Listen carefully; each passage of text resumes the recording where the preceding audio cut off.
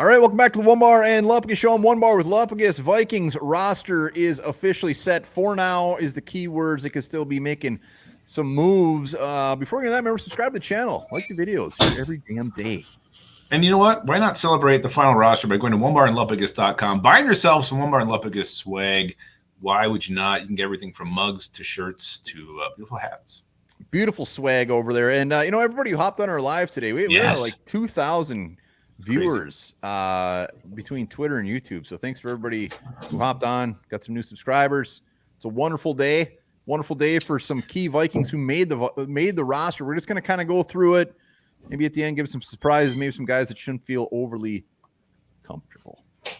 Let's start with quarterback. This is kind of what we expected to be after Jaron Hall kind of balled out the last two games. Sam Darnold is your starter. Nick Mullins backing him up, and Jaron Hall is quarterback 3, makes the roster. There was still some question there if he would or not, but apparently the Vikings realized that they let him go. He may not make it to the practice squad. So Jaron Hall, Vikings keeping 3 quarterbacks this year. Yeah, and as far as this position is concerned, I think this will be it for the entire season, barring an injury. Will they put somebody on the practice squad? We shall see. I would be surprised if it is Matt Corral. But let's go to the running back position, a position that, Kenny Nwangu, obviously the big surprise, one of the big surprises of the day, but also we only have 2 running backs, so they're going to have to add somebody. Yeah, apparently Kenny wanted a bigger role. Vikings weren't seeing it other than him being running back 3. Again, we both thought he was going to make this team. He looked pretty good this preseason, actually looked like a running back for once. Does not make it, though, and now, big hole, running back 3. Who will it be? Where will they go? There are some interesting names that have been released at that position, so maybe the Vikings will bring one of them in.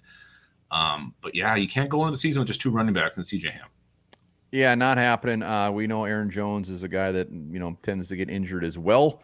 So we will see. I mean, they could easily just have Myles Gaskin come back as their number 3 running back. We're going to be doing a video later as far as some intriguing names the Vikings could put a waiver claim in on, so check that out. But, they're not done there, which means that there's some guys in this roster right now that might not be Vikings for very much longer. They might not. Let's go to wide receiver. Maybe there's one there who might not be. Let's go Justin Jefferson, Jordan Addison, Jalen Naylor. Again, no surprise there. Brad Powell does make it. Trent Sherfield gets on the roster, and Tristan Jackson, preseason stallion. So Vikings right now at 6 wide receivers, which is more than they've kept in tradition, in years past.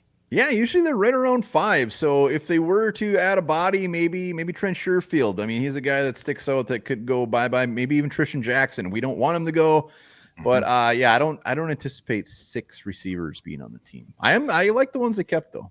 Yeah, and look at the ones who they cut. I mean, I expect a lot of those guys to end up on this practice squad. So even the ones they cut, I think will still be Minnesota Vikings in some capacity. Tight ends, Johnny Munt, Josh Oliver, Nick Muse, 0 surprises there. The only surprise was how long Tunyon and Keel Harry were on the team before. They were in the final cuts there. So tight end, we'll see how that changes when TJ Hawkinson comes back. Will they keep 4? What do they do? But for now, those are our boys. Go to the offensive line. Yeah, let's do it. Christian Darrisaw, Blake Brandel, Garrett Bradbury, Ed Ingram, Brian O'Neill. Again, that's what we figured. That's your starting line. And behind them, Walter Rouse, Dan Feeney, Michael Juergens, David Kubert, Quessenberry. The surprise cut for us was Tyrese Robinson, a guy we thought was going to make it. He looked good in this preseason. He was actually one of the first guys cut. And Dalton Reisner is to IR, the short-term IR for 4 games. Yeah, so our depth is very young, pretty much kind of how we expected it, except for the Robinson one. I expect a lot of these guys in the red to be back on the practice squad. Defensive line going on the defensive side of the ball. 6 defensive linemen. That's a lot of bodies for that 3-4. Usually, I think last year we kept 4 or 5. So again, this could be a position that they dip into if they add somebody. But I got to be honest, I'm tickled purple by the guys they kept. Bullard, Phillips, and Tillery. We knew were going to be on the team, but Taki Taimani. Beautiful. Love this guy. He's going to be a fan favorite along with Levi Drake Rodriguez. And then Jalen Redmond, a guy who just came on late. So I love it. I hope I hate the thought of losing one of these guys because defensive line for a position that's not overly top heavy with talent, you got to be excited about the ones they kept. You finally have some upside. You finally have some hope in this group. Levi Drake Rodriguez bringing the energy, bringing the passion, having John Randall-esque vibes to him. Taki Taimani, the undrafted free agent rookie who just graded out super high all throughout the preseason. And then Jalen Redmond, a guy who came June 18th and makes the team. Jonathan Bullard kind of did a similar thing when he signed with the Vikings, but he was more of a veteran at the time. But Jalen Redmond, good on him for making this team. Well, and these aren't all just old. These aren't the Ross Blacklocks. These aren't these crusty dudes that, I mean, these are all guys getting kind of their first run at it. So the Vikings get the first look. They get their first chance right here. Let's see what you got. And they're going to be hungry. They're going to be so damn hungry. Edge, we don't even got to talk about. We all knew that was going to happen. We don't. There was some rumbling. I mean, some in our lives are thinking Pat Jones might get traded. That didn't happen. I thought they might actually keep 6 here. You only end up keeping 5 with Andre Carter, Owen Porter, and Bo Richter all getting cut. You had 7 on one initial, and Delton, I remember he couldn't believe it. He said, 7? What, 7? I knew they were going to stack one position, and I thought maybe it would be edge. Yeah, I mean, and we want all 3 of these guys back on the practice squad. I love Owen Porter. We all love Bo Richter. Andre Carter, a guy. Maybe somebody snaps him up. We'll see. Inside linebacker, you know, we got the dick punch here is Dallas Gant. We all wanted Dallas Gant, and the shocker is that Asamoah is here. He didn't get cut. Nobody obviously wanted to trade for him. I'm personally done with him. I've seen what he does. I've seen Vikings are not done with him.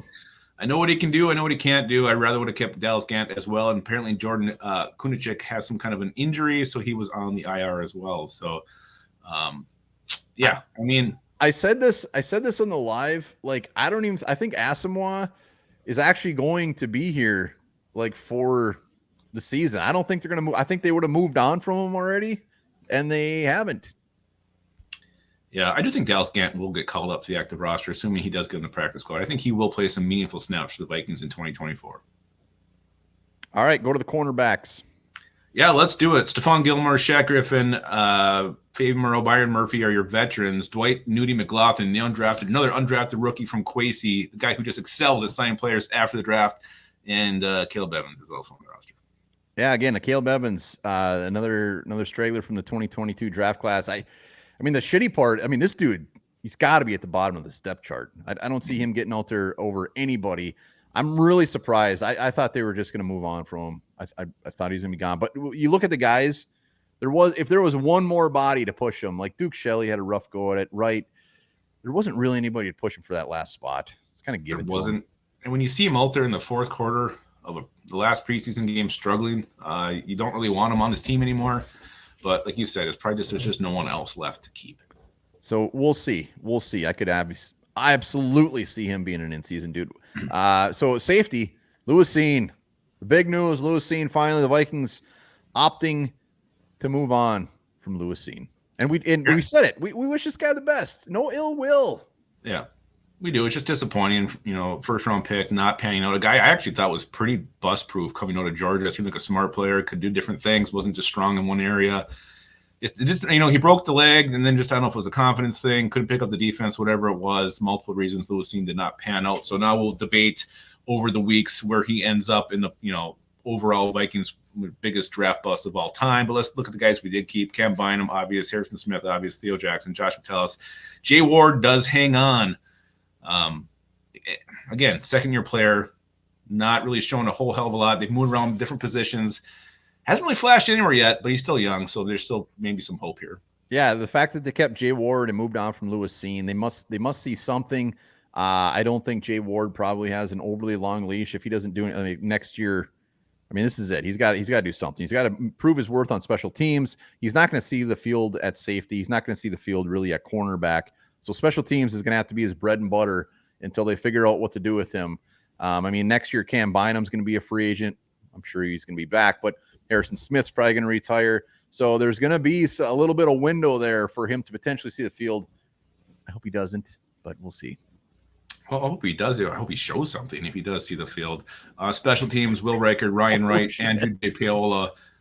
That's pretty much been set for a couple weeks here. But Ryan Wright, though, again, rough game against the Eagles, rough game against the Browns. I don't know. I wouldn't be shocked. I don't know what punters were released today, but I would have a hunch the Vikings are taking a real close look at that. This would not be the first time they've switched up punters right at the end. They've done it a handful of times, but overall, nothing overly crazy. My biggest surprise, aside from the Kenne cut, is really some of the keeps, like the Jay Wards, the Caleb Evans, and the Brian Asamoah. I figured when you add Lewis Cine in there, I figured 2 of the 4 were for sure gone, and we really Lewis Cine's the only one we moved on from. Yeah, it was kind of trending that way, but apparently the Vikings either couldn't move him if they tried to, or just thought there's still some upside here. Let's talk about special teams, though. Punt and kick returner, looking at who they kept. Brandon Powell, your punt returner, Ty Chandler, kick returner. Is that what you'd expect at this point? I would surely assume that will be the guys. And you know what? I think Ty Chandler with this new kickoff rule, I think he's gonna be pretty damn decent at it. And that's probably why a big part of the Kenny thing too. Yeah, and I think when we were at training camp, it was Addison, Naylor, and Powell were all acting as the punt returners, and no one else. And they all made the roster. So we'll see what the Vikings decide to do there. But yeah, because I mean, teams are gonna be punting a lot against us, so you want to have a good returner. Every damn time they have the ball, it's either going to be a pick six or a punt. This is the Vikings 2024 squad. For now, they're going to make some moves. And you know what? This looks like a Super Bowl winning squad. So I'm going to sleep very well tonight. It does. I mean, how many moves do you expect? I think 2. I think it'll be 2 moves.